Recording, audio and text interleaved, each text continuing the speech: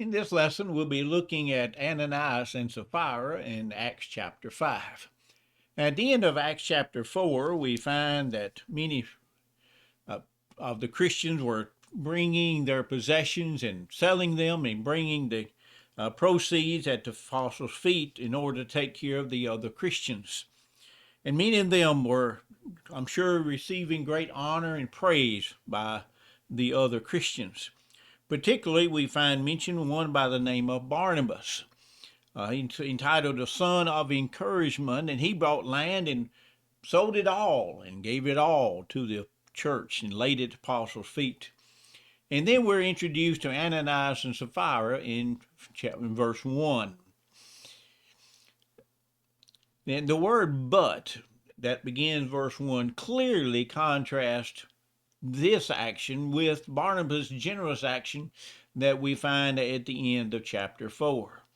This is the first recorded sin in the church.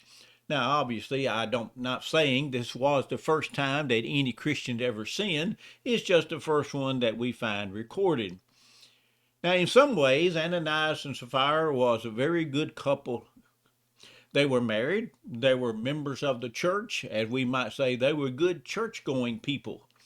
They had heard some of the greatest gospel preaching there was. They heard the preaching by the apostles and Peter and all the others. They had witnessed the great miracles done by the apostles. They were also fairly wealthy, I would say. Only wealthy people had land that they were able to sell. And it must have been a fairly sizable amount because they did bring a good amount to the church. But they kept back part of the price. Now, many people wonder, well, what was wrong with it? What was it? They kept back part of it when they're supposed to bring it all, or what was it? Well, obviously, there was nothing wrong with them keeping part of it. I mean, even Peter says in verse 4, after it was sold, was it not in your own control? Why have you conceived this thing in your heart? He said it was under your control. Why'd you have to do this? In other words, they did not, or they were not forced to bring all of it to the church. They could have done whatever they wanted. They could have kept back part of it if they so chose. The problem was that they were hypocrites. They were liars. They brought part of the sales price, but they represented it as if they brought the entire amount.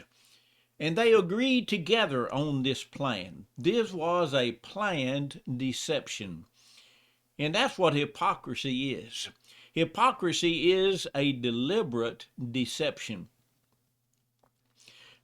You know, merely failing to be what we should be is not hypocrisy, because none of us has probably ever been all that we should be. But hopefully I don't think we could classify ourselves as hypocrites, even though we do make mistakes and sometimes don't do what we preach even. But this is a planned or deliberate deception, and that's what makes it so wrong. Now, why did they do this? Luke in the book of Acts does not really tell us why, but my own opinion is they wanted the same adulation that Barnabas had received. Barnabas, in the end of chapter 4, brought the proceeds from his property, gave it all to the church, and I imagine the church probably congratulated him on how generous he was and how much good it was going to do and how much they loved him and so forth. And I can imagine Ananias and Sapphira, they wanted that same thing. They wanted the same praise and honor and glory that Barnabas had received. But you see, the problem was they also wanted to keep some of that money for themselves. They didn't want to give it all to the church. They wanted some of it for themselves. One person said this, among all the diseases of the mind, there is not one more epidemical or more pernicious than the love of flattery. And that's what it was. Ananias and Sapphira loved the praise of men.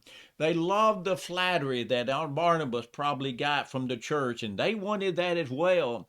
But of course, they were also a little bit greedy. And greed prevented them from bringing the whole price like Barnabas. So how could they get the praise that Barnabas got and at the same time keep some of the money for themselves? And the answer was, well, we'll just lie. No one will ever know the difference. No one knows what we sold the property for. And so we'll just tell everybody that this was all of it, and nobody would ever know the difference. We might call this a victimless lie. I mean, they would say it doesn't hurt anybody.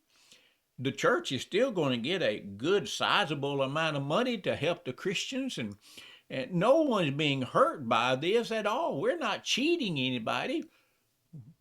We're just receiving praise for something we didn't do. You see, they wanted the praise of Barnabas without making his kind of sacrifice. Another person once said this: sin has many tools, but a lie is a handle that fits them all. And that's what lying is. Lying is part of just about every sin that we can take part in. And so they had a corrupt plan. They brought part of the money, laid it at the apostles' feet, verses 3 and 4. But of course, lying and saying this was all of it when he really wasn't.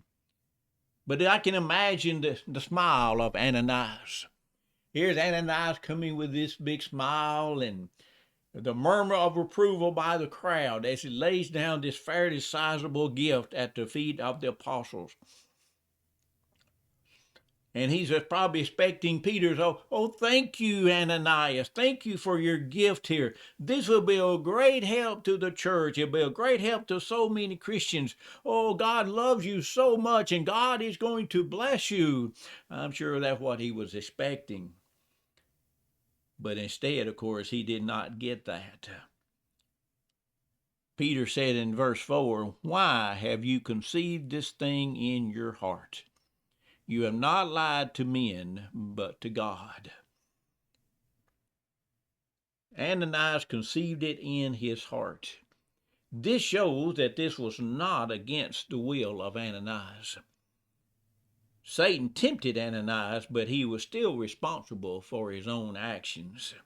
You see, Satan may tempt, but he never forces us to do what is wrong. People try to use the excuse, well, the devil made me do it. In other words, it's not really my fault. The devil made me do it. But that's not true. The devil may tempt, but the devil never makes us do anything. So Peter explained to him that the land was his to do as he pleased. It was still his own money even after he sold the property. Ananias was not compelled to give all of it to the church, but he was compelled to tell the truth. And Peter said he had not lied to men, but to God. And then in verse 5, then we find him, when he heard these words, he fell down dead. Then some young men rose and bound him and carried him out to bury him. Then about 3 hours later, his wife Sapphira came with no knowledge of what had happened. Now, of course, we do not know why they came separately, have no idea. Maybe the plan was for her to not come at all, but when Ananias did not come back, then she came to find out what was going on. We don't know. We wonder why she had not heard what happened to her husband. After 3 hours, you would think she would have heard, because naturally, the natural thing is when something bad happens to a person, the first thing you do is tell someone of his close family. So certainly they would want to tell his wife. We just do not know, and it's useless for us to speculate. The point is, she did not know what was happening. And so she came to find out what was going on. And so Peter asked her about the land. And she told the same story that Ananias had. She had the opportunity to confess the truth, but her pride kept her from it. Peter asked her why she and her husband had agreed on such a story to test the spirit. This is also a kind of a sideline. It showed that the Spirit is the same as God. Because in verse 5, or rather verse 4, Peter said that they had not lied to men, but they had lied to God. And then in verse 9, we find that they agreed together to test the Spirit, or they had lied to the Spirit. So when they lied, the same lie was both a lie to God and a lie to the Spirit, which showed that the Spirit is the same as God. Now, I feel sure that Ananias and Sapphira had no intention of really testing the Holy Spirit. I'm sure they only wanted a few pats on the back, so to speak, but the result was that they'd put the Spirit of the Lord to the test. You know, Christians today often test God with, we might call it, secret sins. They try to keep things secret. And as long as no one knows about it, they think it's fine, it's okay. Uh, we forget that God knows sins and He knows all things. And He always charges the sin to the appropriate people. You see, fraud and hypocrisy will always be detected. This is also an example of the wrong kind of unity. No, it's good for husband and wife to be united. I'm sure all of us would agree that husband and wives need to agree on things, and when they make decisions, they should both live by those decisions. Well, Ananias and Sapphira, they were united. They were united religiously. They were united as what they do with the money. They were united as to what story they were going to tell. So they were very united religiously, but they were still wrong. You know, people often go to a particular church because, well, that's where their mate wanted to go. And while it's good to be united, as we mentioned before, being right is much better than just being united. This couple was united about how their money would be spent. They probably gave until it hurt, but they did not give themselves. And they probably gave a large amount. Now, we do not know exactly how much they gave, of course. We do not know the exact percentage of the selling price. But let's assume they sold the property. Now, people would obviously have a rough idea of what they would sold the property for. Now, if they brought in only a little bit of it, they brought in 10% or 25% of it and told it this was all of it, then people would know, no, you didn't. You sold it for more than that. They would know that it was not true.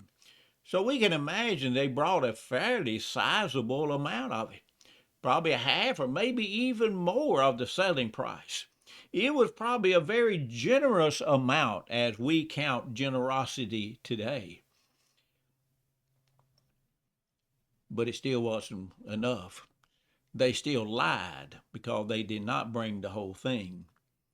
And so Peter explained to Sapphira, his wife, that the same ones that are taking her husband out were waiting on her as well, and she also fell down dead. And the same young men then carried her out and buried her by her husband. Now, this is to many people a very harsh story. Many people ridicule this story and they say it's not right because of the harsh punishment. Well, it does seem to be a very harsh punishment. Here's a couple who committed one single sin, just one sin as far as we know, and yet they were struck dead. It's a sin that many of us have been guilty of doing at one time or the other. Have any of us ever never told a lie? Well, I doubt any of us would be hard pressed to say we have never told one single lie in all of our lives. And many people could say the same thing. Well, if God struck everybody down by this for telling a lie, then there would be nobody living on the earth, would there? Well, like I said, many people ridicule this story. Some simply say, well, it never happened at all. Story was invented later to keep the members in line. Others would say they died of shock or a heart attack due to Peter's bluntness. In other words, had nothing at all to do with God. They would just simply died of their own natural causes. But most commentators, If they want to say anything negative about it all, they would criticize Peter for his harshness over a relatively minor or slight offense. You see, it's slight be the way we look at it.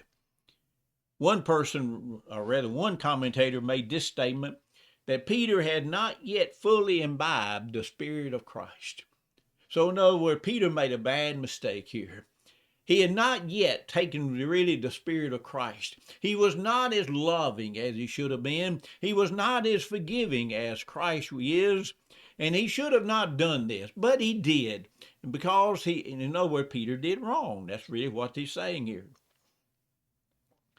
But Peter was inspired. Just Peter spoke as God's representative. How can we say that Peter, as God's inspired spokesman, had not fully imbibed the Spirit of Christ? And of course, the offense was not a slight offense. Oh, that's how we count it, yes. We think lying is a relatively minor thing. It's minor because it's done on a regular basis. It's done every single day by so many people in the world. Even among Christians, it's fairly common to find Christians lying at one time or the other. Many years ago, I happened to hear this physician or doctor said on a network news and talk show, lying is an important part of social life, and children who are unable to do it are children who may have developmental problems.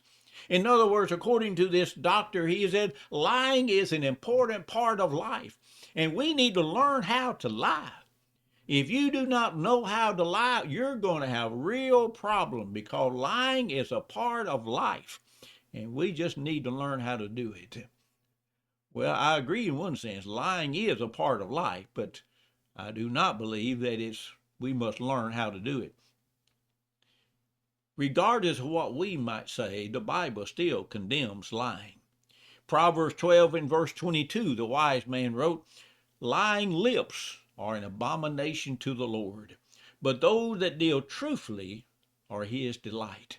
So the wise man said, if you're going to be pleasing to God, then you must deal with truth, because lying is an abomination.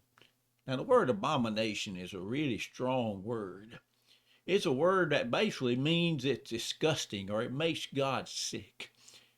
So lying is disgusting to God. Obviously not disgusting to us. We take it for granted because it happens on a daily basis, but not to God. Revelation 21 verse 8 said, all liars shall have their part in the lake which burned with fire and brimstone. So if we live our life like the world does with lying, then obviously our eternal destiny is going to be hell with fire and brimstone. I think one thing we need to realize in this episode that it's not Peter who struck down Ananias and Sapphira. Nowhere does the Bible say Peter struck them dead. It simply said they fell down dead. Peter only pointed out the sin.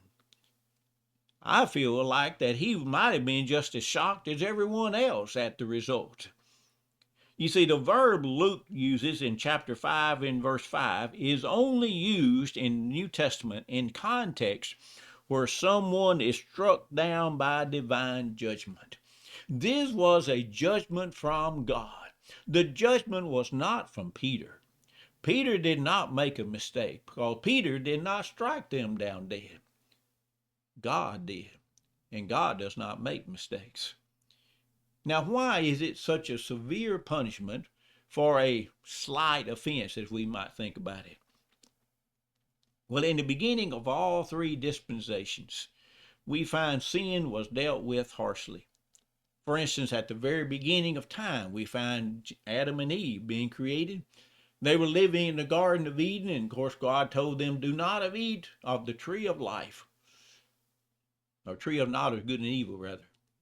And of course we know that they did, and they were immediately thrown out of the garden. Very harsh punishment for one single sin.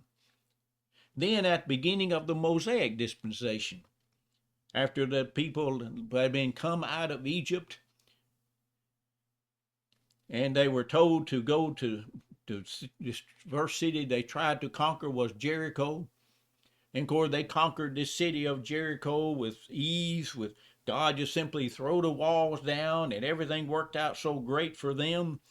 But they were told to not take anything. Do not take anything from the city of Jericho. No gold, no clothes, nothing. It was all to be devoted to God. Of course, you remember one family, Achan and his family. They were killed because he took some possessions from Ai. The possession that God commanded to destroy, he took and few a little bit of it for himself and hid it. And the result was, of course, that they were defeated at the next city of Ai, little bitty city of Ai, and they were soundly defeated there. Again, we find a very harsh punishment over a whole nation for the relatively slight offense of one single individual. And here we find at the beginning of the Christian dispensation then, from Christians lying to the church, lying to the apostles, and lying to God. Again, what we might think of relatively slight offense, and yet God is very serious about this. This should be a great obvious object lesson to us that show that God is serious about sin.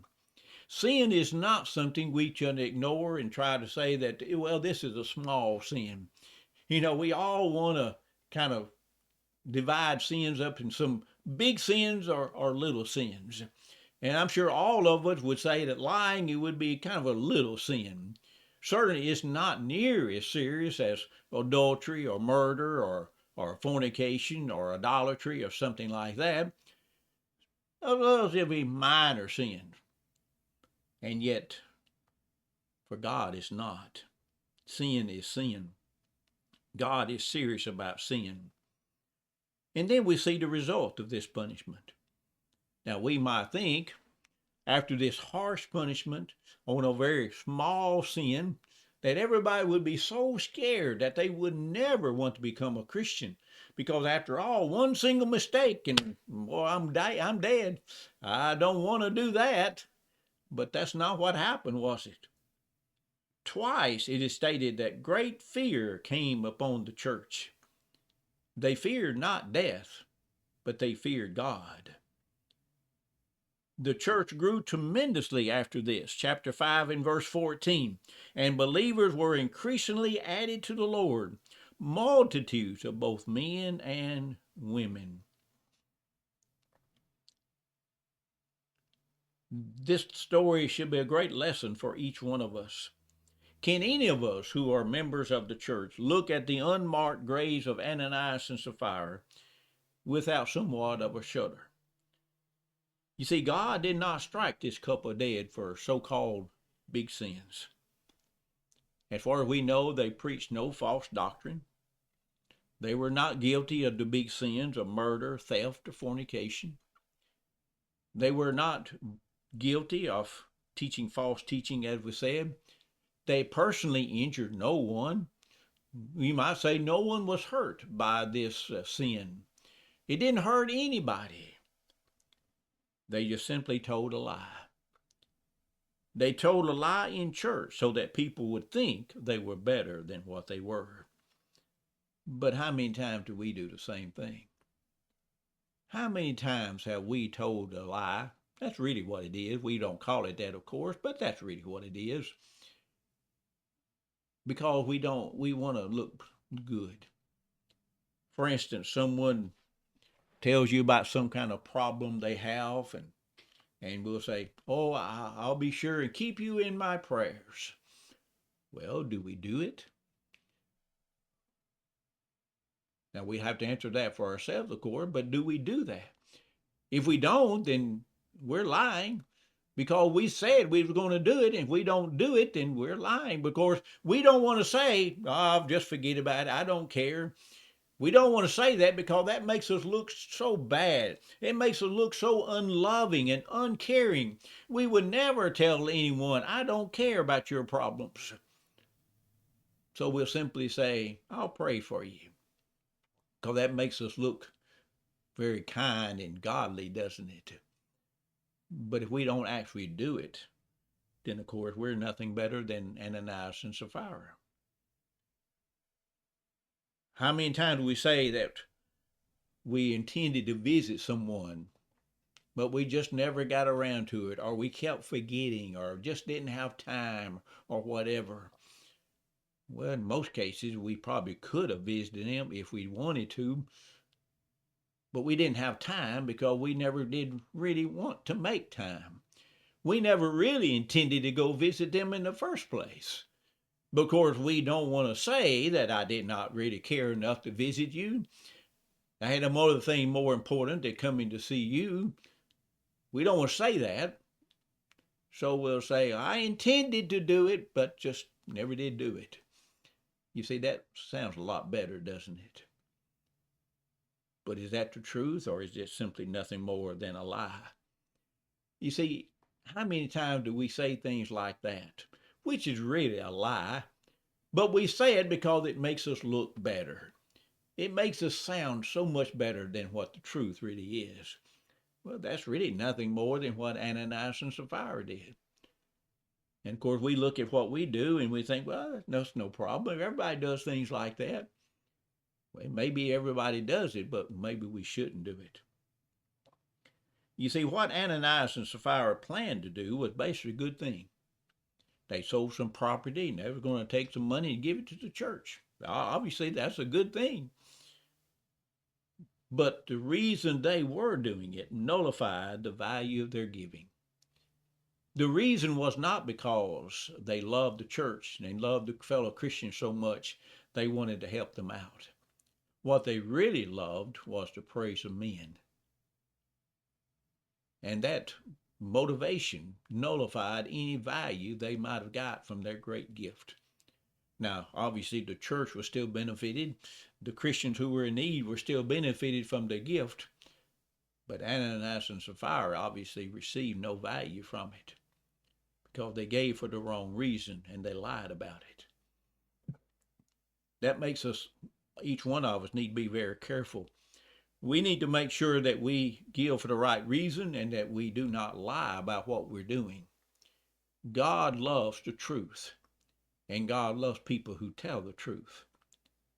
And regardless of how common lying might be in our world, God still expects us to tell the truth in all things. Christians are to be to give truth telling people, and we must make sure we do that. Thank you.